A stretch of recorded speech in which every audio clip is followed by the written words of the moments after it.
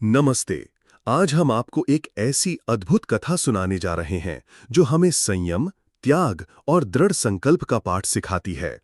ये कहानी है निर्जला एकादशी की, जिसे भीमसेनी एकादशी भी कहते हैं। इस व्रत का महत्व इतना गहरा है कि मात्र एक बार इसे करने से साल भर की सभी एकादशियों का फल प्राप्त हो जाता है। तो आइए गहरे विश्वास और भक्ति के साथ इस पवित्र कथा में डूब जाते हैं। भीषण गर्मी का मौसम था। ज्येष्ठ मास अपने चरम पर था। सूरज आग उगल रहा था और धरती तप रही थी। हर प्राणी जल की एक बूंद के लिए तरस रहा था।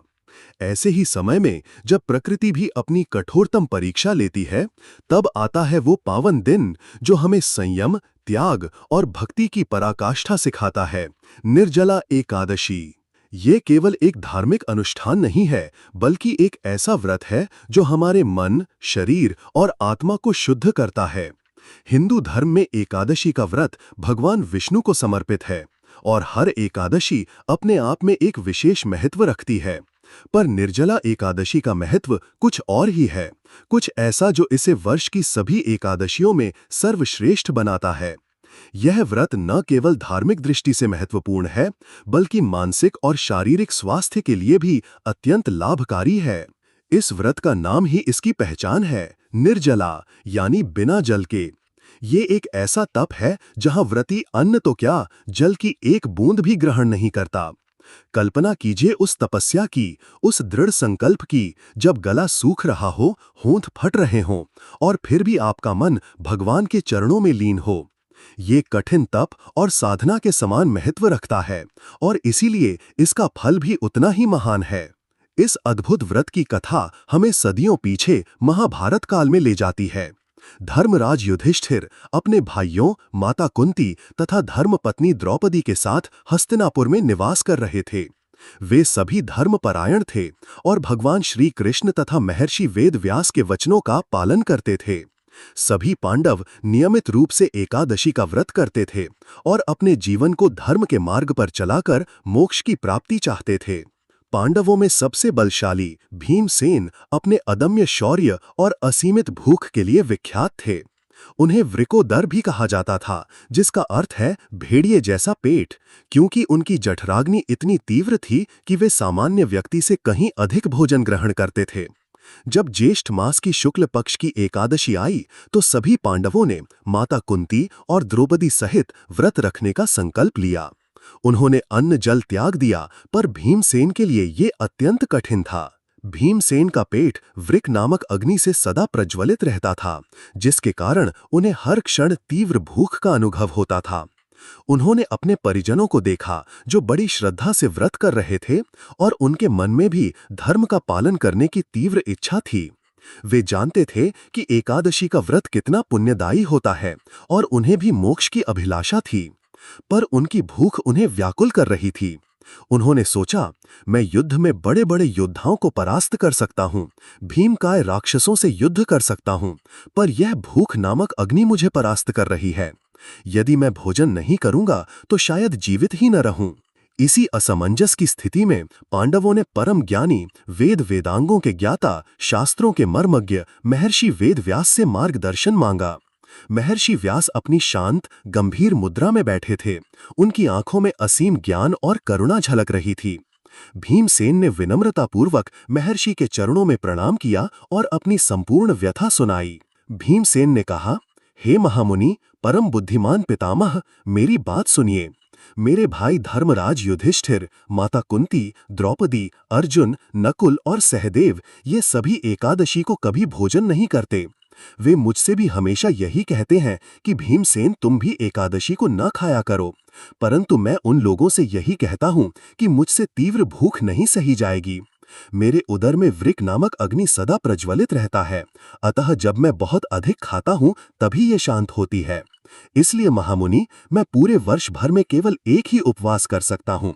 कृपा करके मुझे कोई ऐसा सरल उपाय बताएं जिससे मुझे भी एकादशी व्रत का फल मिल सके, स्वर्ग की प्राप्ति सुलभ हो और जिसके करने से मैं कल्याण का भागी हो सकूं।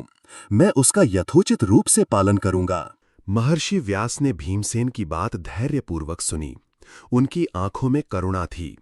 उन्होंने अपनी मधुर वाणी में कहा, हे भीम, तुम्हारे बल और तुम्हारी भूख से मैं परिचित हूं।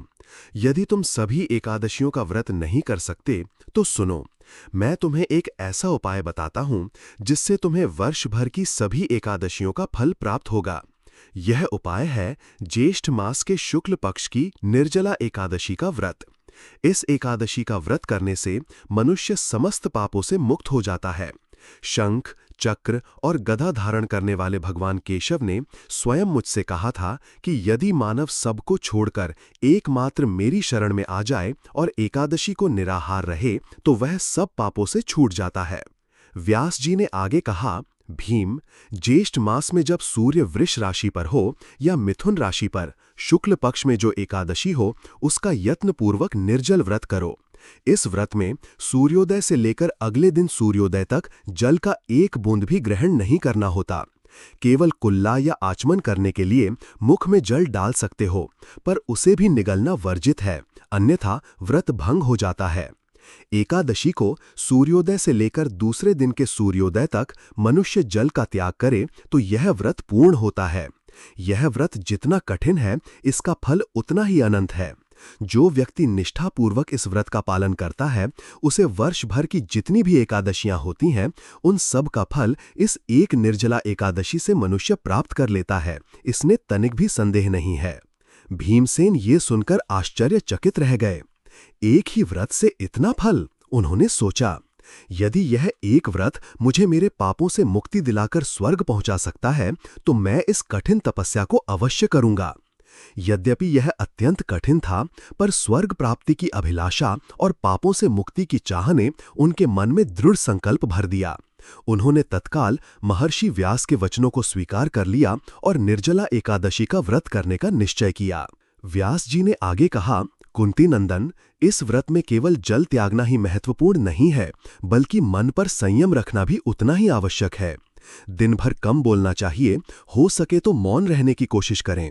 दिन भर न सोएं, क्योंकि निद्रा भी आलस्य का प्रतीक है। ब्रह्मचर्य का पालन करें, झूठ न बोलें, किसी पर क्रोध न करें और किसी भी प्रकार के विवाद में न पड़ें। यह व्रत शरीर को नई ऊर्जा देता है और मन को एकाग्रता सिखाता है, इंद्रियों पर नियंत्रण दिलाता है। व्यास जी ने आगे कहा, निर्जला एकादशी के दिन सुबह स्नान करके स्वच्छ वस्त्र धारण करने चाहिए। भगवान विष्णु की श्रद्धापूर्वक पूजा करनी चाहिए और उनके मंत्रों का जप करना चाहिए। इस दिन जल में शयन करने वाले भगवान विष्णु का ध्यान करना चाहिए। इस एकादशी पर श्रद्धालु स्त्री पुरुषों के लिए जो विशेष दान और कर्तव्य विहित हैं, उन्हें सुनो।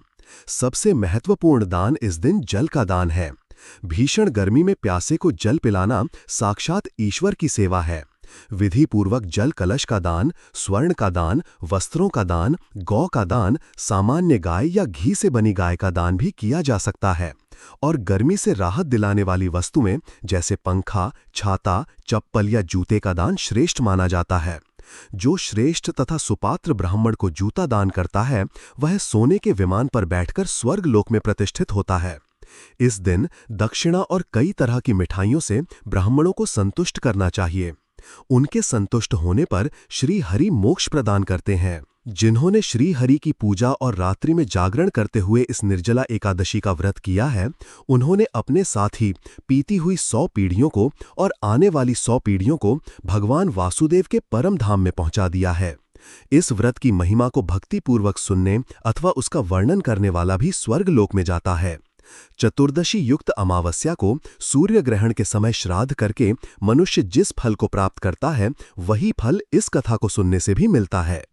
इस प्रकार महाबली भीमसेन ने महर्षि वेदव्यास के बताए अनुसार निर्जला एकादशी का व्रत किया। यह उनके जीवन का सबसे कठिन उपवास था, पर उनके दृढ़ संकल्प और भगवान विष्णु की कृपा से उन्होंने इसे सफलतापूर्वक पूरा किया। इस व्रत के प्रभाव से वह अंततः भगवान विष्णु के परम धाम को प्राप्त हुए।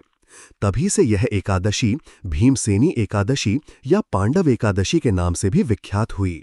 आज भी हर वर्ष ज्येष्ठ मास के शुक्ल पक्ष की एकादशी को असंख्य श्रद्धालु इस कठिन व्रत का पालन करते हैं। यह व्रत हमें सिखाता है कि इच्छा शक्ति और दृढ़ संकल्प से हम किसी भी बाधा को पार कर सकते हैं।